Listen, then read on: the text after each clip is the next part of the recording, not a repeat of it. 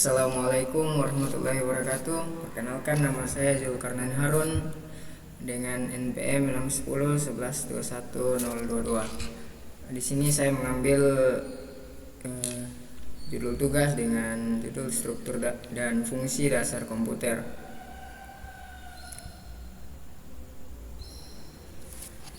Tujuan video ini yaitu yang pertama memahami struktur dasar komputer, yang kedua menjelaskan fungsi utama komponen dalam sistem komputer, yang ketiga memahami proses kerja komputer melalui siklus instruksi, yang keempat menjelaskan konsep komunikasi antara komponen melalui sistem bus.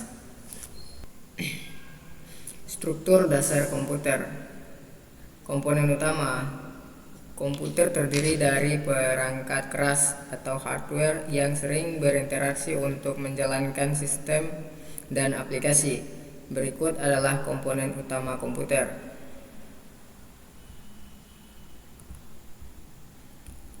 Ada CPU, Central Processing Unit, otak utama komputer. Dikenal sebagai otak komputer, CPU bertanggung jawab untuk menjalankan instruksi dan memproses data. CPU terdiri dari beberapa bagian termasuk ALU atau Arithmetic Logic Unit untuk perhitungan matematika dan logika, serta CU Control Unit untuk mengatur operasi komputer. Yang ketiga, memori utama menyimpan data dan instruksi sementara. Eksekusi instruksi. Fungsi utama CPU adalah untuk mengeksekusi instruksi yang terdapat dalam program komputer. Instruksi ini berupa serangkaian perintah yang memberitahu komputer apa yang harus dilakukan, seperti perhitungan, pengambilan data, dan pengaturan alur program. Instruksi ini umumnya melibatkan operasi matematika, logika, atau pemindahan data. Memori utama menyimpan data dan instruksi sementara. Memori utama atau primary memory adalah bagian dari komputer yang digunakan untuk menyimpan data sementara yang diperlukan selama proses pemrosesan oleh CPU. Memori utama berfungsi untuk menyimpan instruksi, program, dan data yang sedang aktif diproses, sehingga CPU dapat mengaksesnya dengan cepat. Memori utama bersifat volatil, artinya data akan hilang jika komputer dimatikan. Jenis-jenis memori utama. Yang pertama ada RAM atau Random Access Memory, merupakan jenis memori utama yang paling umum digunakan. RAM menyimpan data sementara yang sedang digunakan oleh CPU. Semakin besar kapasitas RAM, semakin banyak data yang dapat diproses secara bersamaan, yang berpengaruh pada kecepatan komputer. Jenis RAM, DRAM atau Dynamic RAM, memerlukan penyegaran secara berkala agar data tetap tersimpan. Lebih murah namun lebih lambat. SRAM atau Static RAM lebih cepat dan lebih stabil daripada DRAM, tetapi lebih mahal dan memiliki kapasitas lebih kecil. Cache Memory merupakan memori berkecepatan tinggi yang berada di dalam atau dekat CPU. Cache digunakan untuk menyimpan data dan instruksi yang sering digunakan sehingga CPU dapat mengaksesnya dengan lebih cepat daripada harus mengambilnya dari RAM. Cache biasanya terbagi menjadi beberapa level, L1, L2, dan L3, dengan L1 menjadi yang tercepat dan paling kecil, dan L3 lebih besar namun sedikit lebih lambat.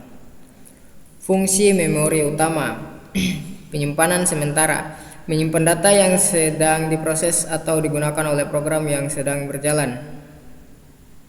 Kecepatan akses tinggi. Memori utama memungkinkan akses cepat untuk CPU, yang sangat penting untuk kinerja komputer secara keseluruhan. Eksekusi program. Memori utama menyimpan instruksi program yang sedang dijalankan oleh CPU. Perbedaan memori utama dan memori sekunder. Memori utama digunakan untuk menyimpan data yang sedang diproses, bersifat volatil, dan memiliki akses cepat, contoh RAM dan cache. Memori sekunder digunakan untuk menyimpan data dalam jangka panjang, tidak bersifat volatil, dan memiliki kapasitas lebih besar, contoh hard drive atau SSD. Singkatnya, memori utama adalah tempat penyimpanan sementara yang digunakan untuk mendukung proses eksekusi program dan pengolahan data secara efisien oleh CPU. Fungsi RAM. Penyimpanan sementara RAM menyimpan data sementara yang digunakan oleh aplikasi yang sedang berjalan, termasuk instruksi, program, dan data yang sedang diproses oleh CPU. Semakin besar kapasitas RAM, semakin banyak data yang dapat disimpan dan diproses secara bersamaan. Fungsi ROM atau Read Only Memory. ROM adalah jenis memori non-volatile yang menyimpan data permanen yang tidak dapat diubah atau hanya dapat diubah dengan cara tertentu. Data dalam ROM tetap ada meskipun komputer dimatikan. Fungsi ROM. Penyimpanan permanen. ROM digunakan untuk menyimpan data yang penting dan permanen seperti firmware atau perangkat lunak dasar yang diperlukan agar komputer atau perangkat keras lainnya dapat berfungsi dengan baik. Fungsi perangkat input. Keyboard atau papan ketik. Fungsi keyboard adalah perangkat input utama yang digunakan untuk memasukkan data dan perintah ke komputer dengan menekan tombol-tombol yang ada. Setiap tombol pada keyboard mewakili karakter atau perintah tertentu yang akan diterjemahkan oleh komputer menjadi data atau instruksi. Contoh penggunaan: mengetik teks, memasukkan angka, memberikan perintah ke komputer. Misalnya menekan tombol enter akan menjalankan program. Serta komputer serta kontrol aplikasi atau sistem operasi, misalnya tombol Ctrl Alt Shift. Kedua, mouse. Fungsi mouse adalah perangkat input yang digunakan untuk menggerakkan kursor atau pointer di layar komputer dan melakukan interaksi dengan elemen grafis di antarmuka penggunaan. GUI seperti memiliki objek, membuka program, atau menyeret item. Contoh penggunaan: mengklik ikon atau menu di layar, menyeret file atau folder, menggulir halaman web, serta memilih dan memindahkan objek dalam program grafis atau pengolah data. Scanner. Fungsi scanner adalah perangkat input yang digunakan untuk memindai gambar, teks, atau dokumen fisik yang mengubahnya menjadi format digital yang bisa dibaca oleh komputer. Contoh penggunaan: memindai dokumen atau foto untuk menyimpannya dalam format digital seperti PDF atau gambar yang kemudian bisa diedit, dicetak, atau disimpan di komputer. Fungsi perangkat output. Perangkat input output berfungsi untuk komunikasi dengan pengguna.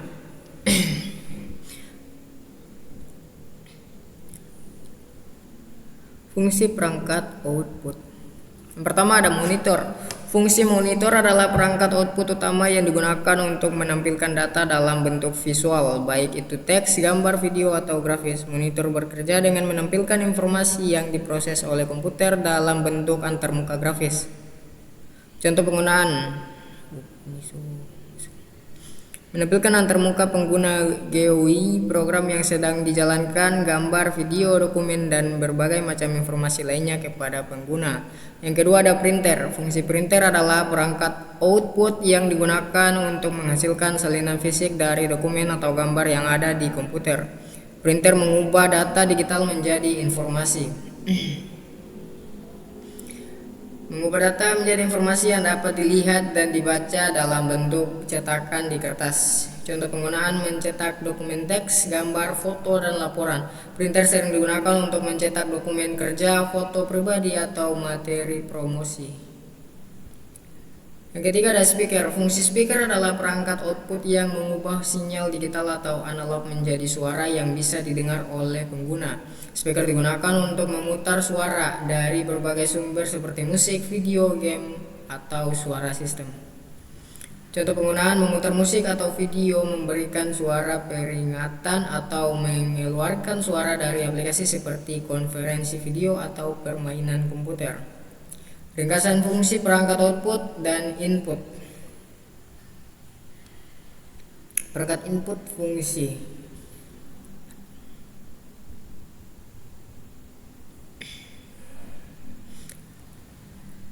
Keyboard fungsi memasukkan data dan perintah ke dalam komputer dengan menekan tombol-tombol pada keyboard. Mouse menggerakkan kursor dan memiliki objek atau elemen di layar komputer untuk berinteraksi dengan antarmuka grafis. Scanner berfungsi memindai dokumen fisik dan mengubahnya menjadi format digital yang dapat dibaca dan diproses oleh komputer. Monitor berfungsi menampilkan informasi visual, teks, gambar, video kepada pengguna dari komputer. Printer berfungsi mencetak dokumen, gambar, atau informasi dalam bentuk fisik pada media seperti kertas. Speaker berfungsi mengeluarkan suara sebagai output dari komputer, baik itu musik, suara peringatan, atau suara dari aplikasi lainnya. Kesimpulannya, perangkat input seperti keyboard, mouse, dan scanner memungkinkan pengguna untuk memberi instruksi atau data ke komputer. Sementara perangkat output seperti monitor, printer, dan speaker digunakan untuk menampilkan dan mengeluarkan hasil yang diproses oleh komputer kepada pengguna. Yang kelima ada sistem bus atau penghubung antar komponen. Sistem bus adalah jalur komunikasi utama dalam komputer yang menghubungkan berbagai komponen penting seperti CPU, memori, RAM, dan perangkat input-output atau I/O. Fungsi utama sistem bus adalah untuk mentransfer data antar komponen-komponen komputer sehingga mereka dapat berinteraksi dan bekerja secara efisien. Secara umum, sistem bus bertindak sebagai media komunikasi yang memungkinkan berbagai perangkat di dalam komputer untuk saling berbagi informasi dan data. Sistem bus memiliki 3 fungsi utama yang menghubungkan CPU, memori, dan perangkat I/O. Yang pertama, mentransfer data. Fungsi utama sistem bus adalah untuk mentransfer data antar berbagai komponen dalam komputer, termasuk antara CPU dan memori atau antar CPU dan perangkat I/O. Bus data mengirimkan data dalam bentuk bil atau byte antara komponen-komponen tersebut. Contoh, ketika CPU membutuhkan data untuk diproses, data tersebut diambil dari RAM melalui bus data. Begitu juga ketika CPU perlu mengirimkan hasil pemrosesan ke perangkat output seperti monitor atau printer. Data tersebut ditransfer melalui bus. Yang kedua, mengirimkan alamat atau addressing. Bus alamat digunakan oleh CPU untuk mengirimkan alamat memori tempat data akan diambil atau disimpan. Alamat ini diperlukan untuk memastikan bahwa data yang diminta atau dikirim disalin atau diterima dari lokasi memori yang tepat. Contoh, saat CPU ingin membaca atau menulis data dari atau ke RAM, bus alamat digunakan untuk mengidentifikasi lokasi spesifik di memori.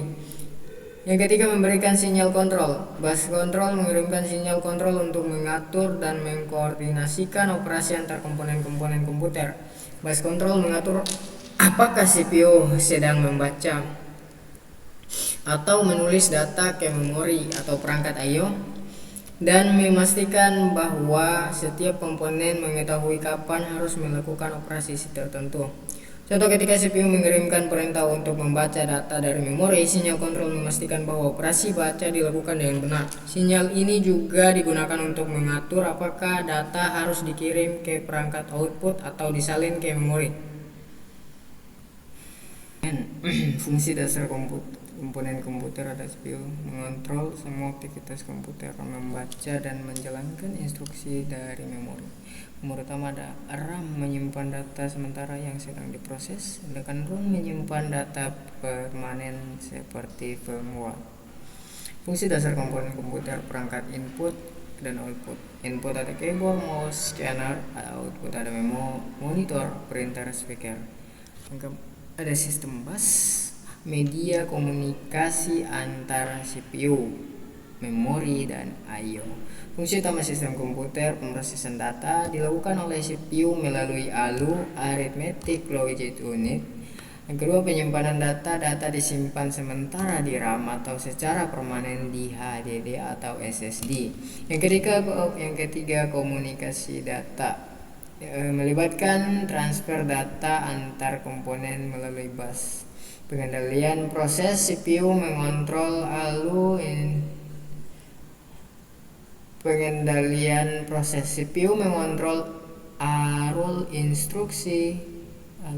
instruksi melalui control unit atau CO. Sistem bus. Konsep sistem bus data mengirimkan data antar komponen. Yang kedua, bus alamat menentukan lokasi memori yang diakses. Yang ketiga, bus control mengatur sinyal kontrol antar komponen. Jenis komunikasi ada paralel,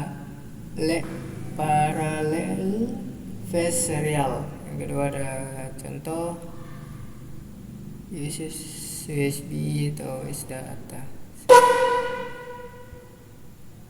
Studi kasus cara kerja komputer. Contoh, penggunaan mengetik pada keyboard atau input. Yang kedua, data diterima CPU diproses oleh ALU. Yang ketiga, hasil dipindahkan ke memori dan ditampilkan pada monitor output. Kesimpulan, yang pertama, komputer terdiri dari CPU, memori, perangkat I/O, dan sistem bus. Yang kedua, fungsi dasar komputer meliputi pemrosesan data, penyimpanan, komunikasi, dan kontrol. Yang ketiga, siklus instruksi adalah inti proses kerja komputer. Sekian dari saya. Assalamualaikum warahmatullahi wabarakatuh.